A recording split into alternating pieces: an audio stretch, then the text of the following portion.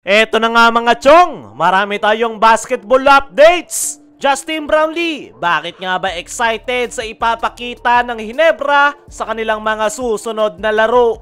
Good news patungkol sa mga injured players ng Ginebra, lalo na kay Jamie Malonzo. Mahaba-haba nga yung pahinga ng Barangay Ginebra dahil sa January 5 pa nga yung kanilang balik sa PBA. Kaya naman, mabibigyan ng sapat na pahinga yung kanilang mga injured players, gaya na lang nitong si Japet Aguilar at Stephen Holt, na alam naman natin na hindi pa tuluyang naire-recover ng 100% yung kanilang katawan matapos silang tamaan ng injury, lalong-lalo na si Japet Aguilar na tinamaan ng groin pull injury. Ang magandang balita kay Japet ay nakapaglaro nga ito sa kakatapos lang na Manila Clasico. Hindi nga kataasan yung nai-contribute ni Japet dahil hindi pa nga nito pinupuwersa yung kanyang sarili, at the same time ay limitadong playing time lang yung ibinigay sa kanya ni Coach Tim para makaiwas na bumalik ang kanyang injury. Si Stephen Holt naman ay mas maagang nakabalik kumpara kay Japet,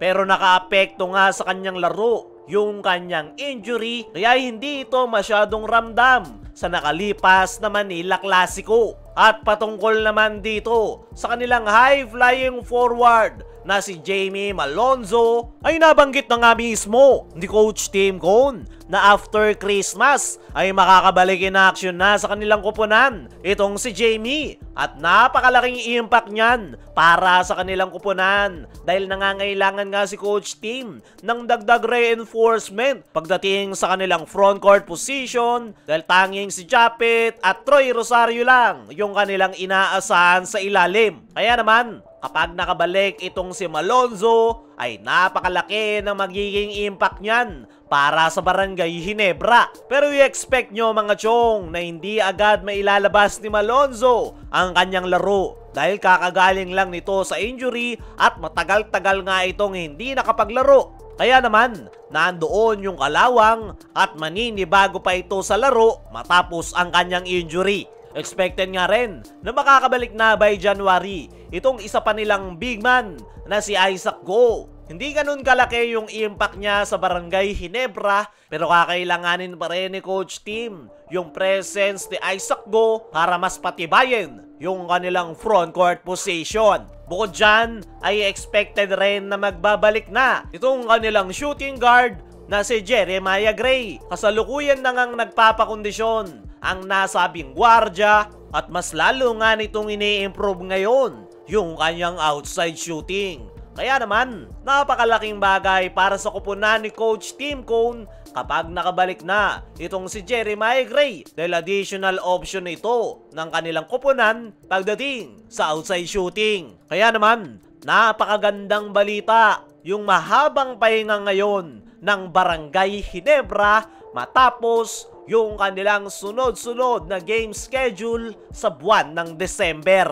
Pero kung si Coach Tim Cone nga raw ang tatanungin, ay ayaw nga nito ng napakahabang break para sa kanyang kupunan dahil possible raw na mawala yung kanilang magandang momentum na kanilang nabuo sa kanilang mga naunang laro. Pero wala nga daw siyang magagawa dahil sa January 5 pa yung balik ng PBA at tinitake na nga lang daw yan ni Coach Tim as a positive para makapagpahinga yung kanyang mga players, especially yung mga tinamaan ng injury. Kaya naman, ine-expect ni Coach Tim na sa darating na January ay makakabalik na yung mga tinamaan ng injury at makukumpleto na sa wakas yung kanyang mga players. At dyan pa nga lang natin makikita yung magiging full potential ng Barangay Ginebra. Dumako naman tayo dito sa kabilang balita.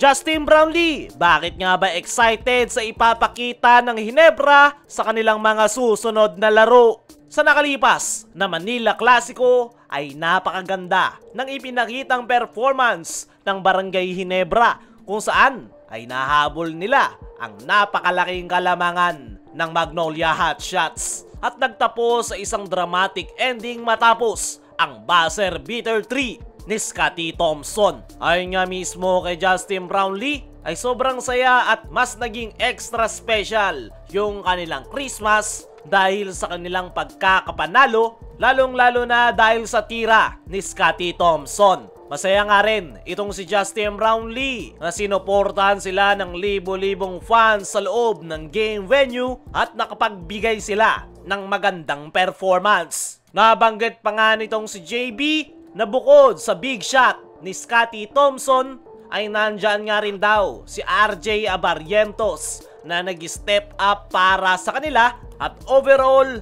ay good team win raw yung kanilang naipakita. Kaya naman excited itong si Justin Brownlee sa ipapakita pa ng kanyang kupunan moving forward ngayong conference at umaasa nga ito na makakagain sila ng momentum matapos ang kanilang pagkakapanalo sa Magnolia Hotshots. Malaking boost nga raw sa kanilang moral ang kanilang pagkakapanalo at isang magandang sign nga raw yan para sa kanyang kupunan dahil unti-unti na raw nilang nakukuha ang kanilang game rhythm at ngayon pa lang ay nagiging ready na sila kahit pa matagal pa ang PBA playoffs. Kaya mga chong, ano ang masasabi nyo? Ngayong excited si Justin Brownlee sa mga upcoming games ng Barangay Ginebra.